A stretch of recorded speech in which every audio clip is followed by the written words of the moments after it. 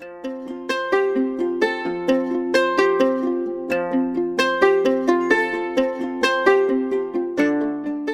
still have some rust in the pitting of the axe head. I just want to kind of remove that.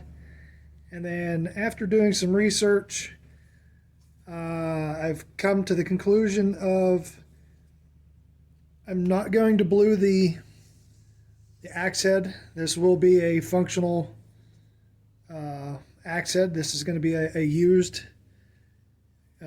for chopping. This will not be a heirloom piece or a thing for show. This is actually going to get this back into use. So putting bluing on is temporary through the use of the axe. The bluing will come off. Same goes for paint. You can paint these. Again, the striking, the cutting through the wood, it will eventually wear through. So I'm not gonna bother with that. I've done a little bit of research, and I've just discovered that just keep it oiled. So basically, I'm going to oil the axe head with the boiled linseed oil. I picked it up today. So instead, I'm just going to submerge the axe head in straight vinegar. Not going to heat it up, and we're just going to let it sit. So basically, you just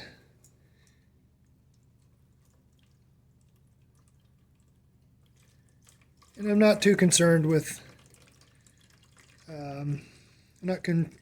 too concerned with how much vinegar I have to use with this. Honestly, vinegar is rather inexpensive. So we're now, there we go. We're now covered. There's about a half a gallon of white vinegar. And now we're going to let this sit. So we're just going to let this go. I've seen recommendations of 6 to 8 hours.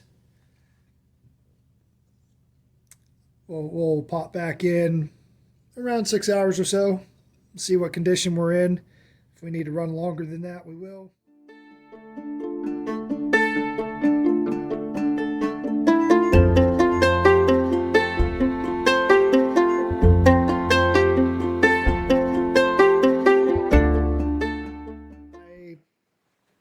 Came back to see how the acid bath was working. There were some air bubbles on the axe head indicating that it was starting to work, but that was probably 3 hours into the 6 or 8 hour acid bath. It's just taking a long time, so I decided to get out the butane camp stove, grab my pot, transferred over the vinegar and the axe head into the pot, and brought it to a boil. Right now you can see the air bubbles coming off of the axe. So we're going to let this go for a little bit. It's already starting to pull the rust out of the pores, out of the pits of the axe head. When I had the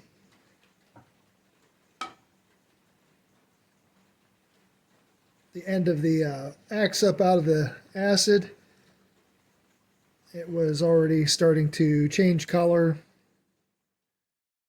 So you probably can tell from what I'm doing, I'm experimenting. I'm not a professional at this.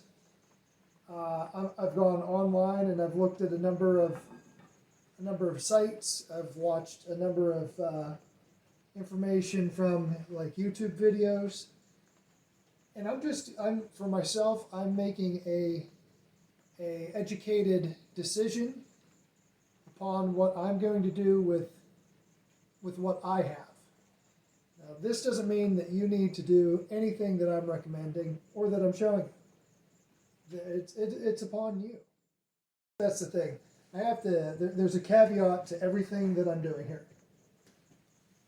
In regards to the axe handle, in regards to the axe head, in regards to the acid etching of the head, of the installing the handle in the head, and anything that I'm doing, I've tried to do as much legwork as I could with trying to learn from others. I mean, that is something that everyone needs to remember when you are looking at anything on YouTube, on the web. If you are educating yourself through those sources, you need to try to round all of that information together and then make a judgment call for yourself. I'm not asking anybody to do anything that I'm doing. I'm just showing you what I'm doing. I've gone through the process of trying to figure out how to do certain things. I'm not an expert at it. I've learned there are multiple ways to sharpen an axe head. There's multiple ways to treat the axe handle. There's multiple, and I'm just picking out what works for me. And I'm not saying that anybody needs to do that. Educate yourself, try to learn, and try to make a good decision. And if what you're doing doesn't seem right, it doesn't fit in with like what other people have said, then maybe take a little bit more time and kind of ask around. Say, hey, I've got this idea of what I want to do. Would this work? All I'm doing is I'm just taking something that I've seen other people do, and I'm trying to emulate that, mimic it, and make that work for me.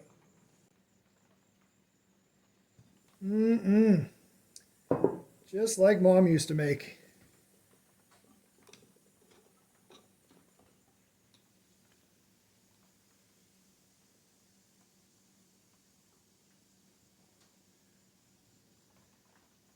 So you can see the other metal that used to be shiny. It's developing a patina on it. We're slowly getting rid of that. Slowly getting rid of that. You can see, look at that. The color, the shiny part of the axe head on the edges, that's got a nice patina to it now. I don't know if you can see that. I mean, it's not, the acid has etched that very nicely. And then we're just going to keep it back in the acid there, just to try getting rid of that rust, getting that rust to come out of there. I can see down in the eye of the axe head, it's pulling, it's removing some of that rust that's in there. So just put it back in, let it go. We're going to have to add some more, add some more vinegar to this because it is, well, the water is evaporating. Just going to cool everything down here. So you can see we still have a boiling effect going on here. The acid is still etching away. Definitely, I just had the head out. It's definitely looking increasingly different. We're still going to have the pits will still be in there. We're pulling out. The rust is starting to come out of the pits, and then we're just left with a recess. And then, so then after this, we're going to go in and do another treatment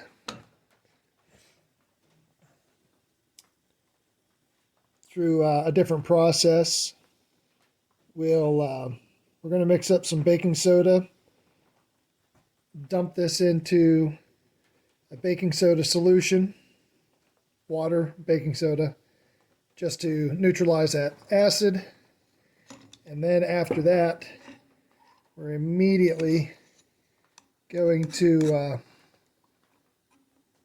get out of that. And we're going to go directly into a WD-40 bath. In this tub, I have our baking soda.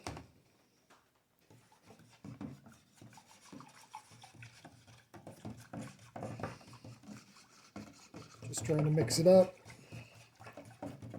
All I did was, you know, most everyone has a box of baking soda in the refrigerator or freezer.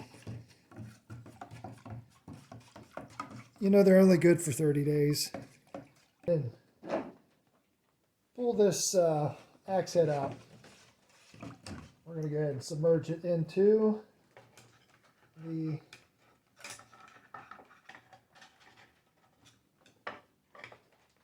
the bath. I think we've gotten as much off of this as we're going to get.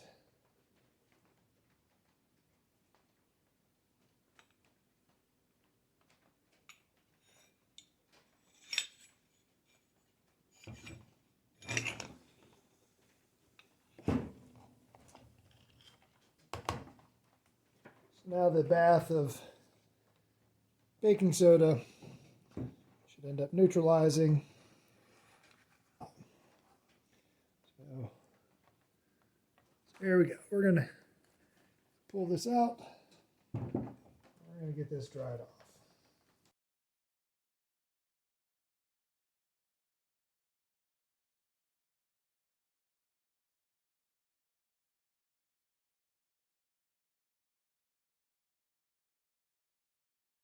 This axe head still is an unknown for me. I still cannot figure out yet who made it.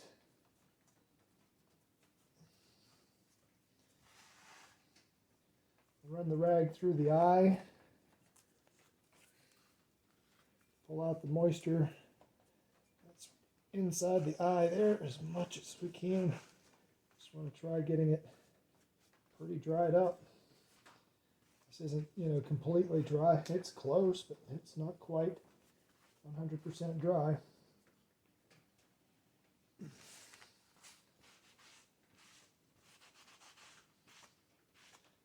And I notice, I'm not quite sure why, but I am noticing that the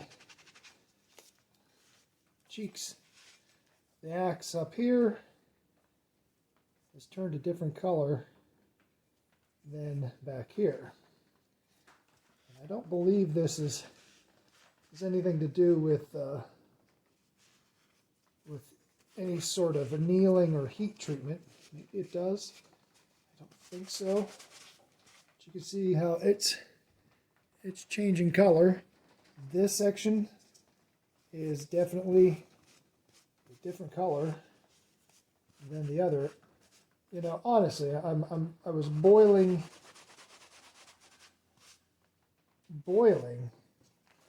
vinegar.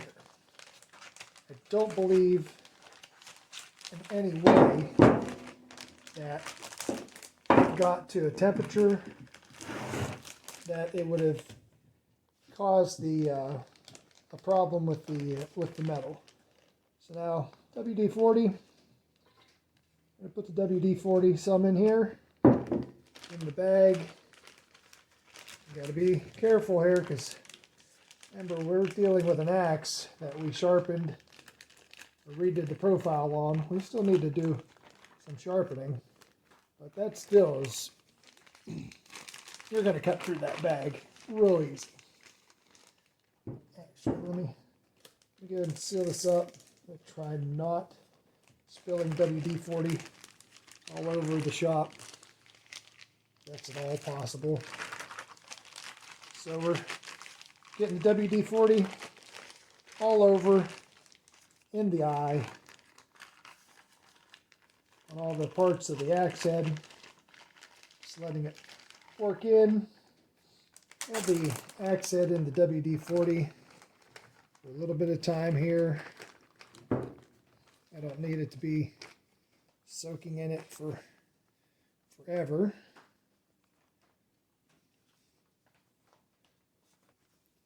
The axe head definitely looks different. The acid has etched the metal. It is all a kind of a nice gray color, and it's transitioning out. It's a lighter, and we have a little darker stripe here, and then where there was no hardly any rough surface, it was smoothed out from reprofiling this edge. It is a, that's the darkest part. So it looks fairly decent. The eye of the axe is in much better shape now.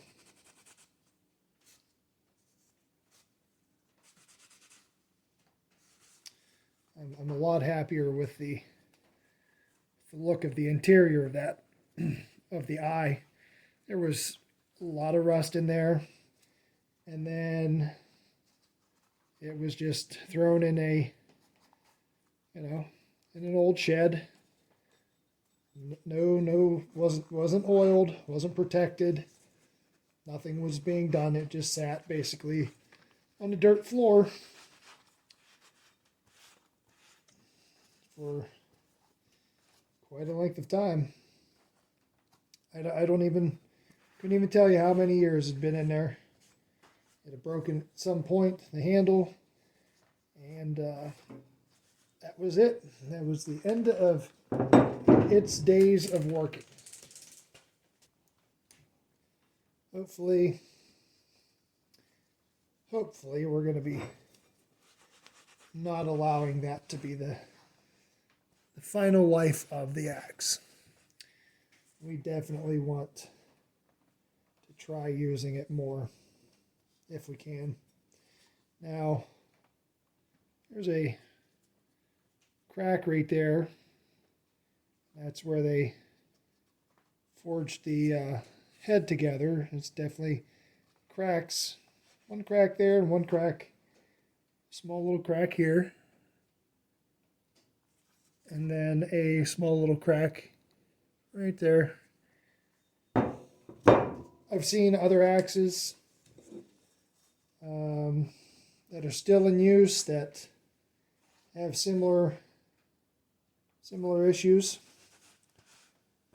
I'm going to call it good. I don't see any real need for getting too uptight about it. So that's where we're at now. Here is the axe head. Again, it still has its pitting. It's not completely smooth. I had to heat the axe head back up on the stove. There was moisture down in this crack that goes the entire distance of the eye to the other side.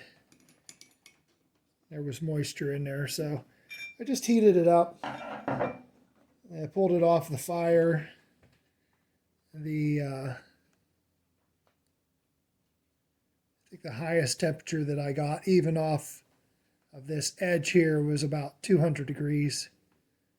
It's slowly cooling down. I think it was like 207, like over in this area over here. But it didn't get extremely hot. So what I'm doing now is just pulling off any scale that might be on it, just to kind of give it a quick cleaning with the wire brush. If there's any debris still in any of the any of the pits. I hope to brush them out, get them out of there so that we're nice and clean again. And then we will work on applying the boiled linseed oil onto this.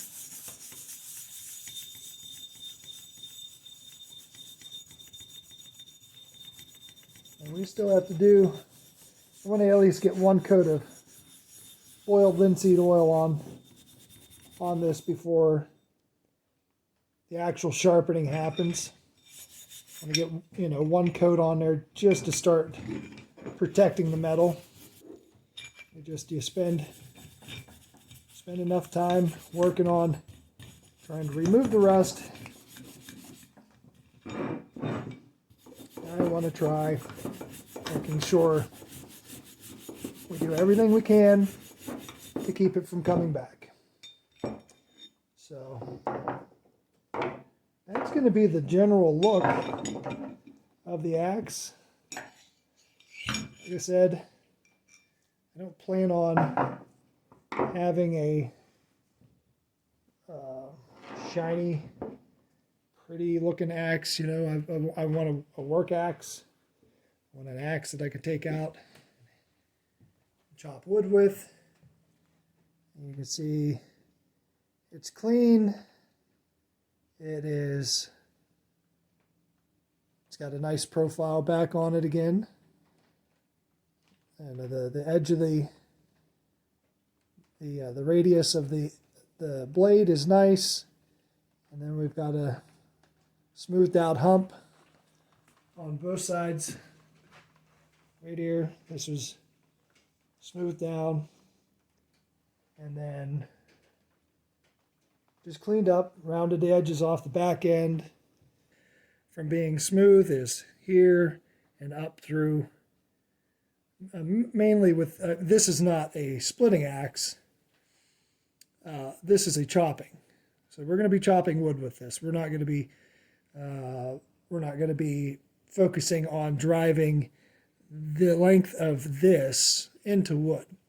We're going to be cutting out wood with this section. So here is great. It's a nice arc, or a nice profile. That should end up helping us to chop into wood as deep as we possibly can. We're not going to be trying to split wood. We're going to be trying to cut into wood. And that's why we redid this profile.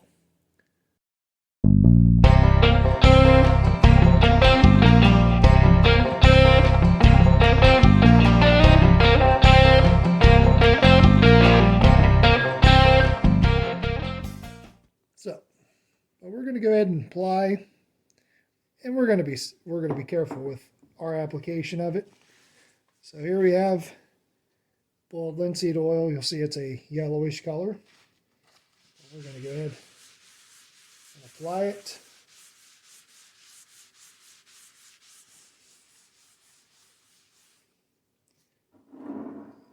You can see and you might ask, so what's boiled linseed oil smell like? Well, it doesn't have a solvent smell. It has a different smell to it. It's kind of like an odd cooking oil. So all I'm trying to do is rub the axe head down with the boiled linseed oil, trying to make sure that it gets all over it. We want to make sure that the axe head is happy. We want to make it happy.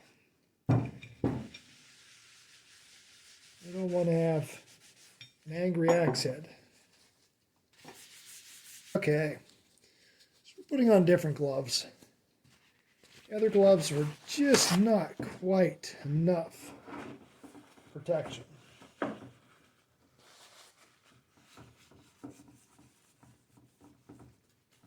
From the heat of the axe. Remember, we just recently heated this axe head up. I want to try getting some boiled linseed oil down into the head, or down into the eye of the axe. Alright, so I meant to show the last portion of this video being finishing up the application of the boiled linseed oil on the axe head and then wiping it off and just showing what that looks like. It's just fairly simple. It's just applying the boiled linseed oil onto a rag or a paper towel, and then rubbing it into the metal, and then you want to let it sit for maybe 10 minutes or so, and then it'll start to evaporate. So you want to let that sit for about 10 minutes or so, and then come back with a clean rag or a clean paper towel. I'm using paper towels. And then you just wipe the excess oil off. It'll start to get tacky. So the boiled linseed oil will become tacky, and then you just rub off whatever excess oil is still left on the head, or you'll see in the next video applying it to the handle, and it's just a matter of wiping off the excess. Then you let that completely set up, and then you come back in and apply another coat. Now, with the axe head, I just went ahead and I applied a single coat to all portions of the axe. So all the exterior portions, the heel, the cheeks of the axe head, and then also within the eye of the axe head as well, metal. And then you can make a second application. In my case, I didn't do that.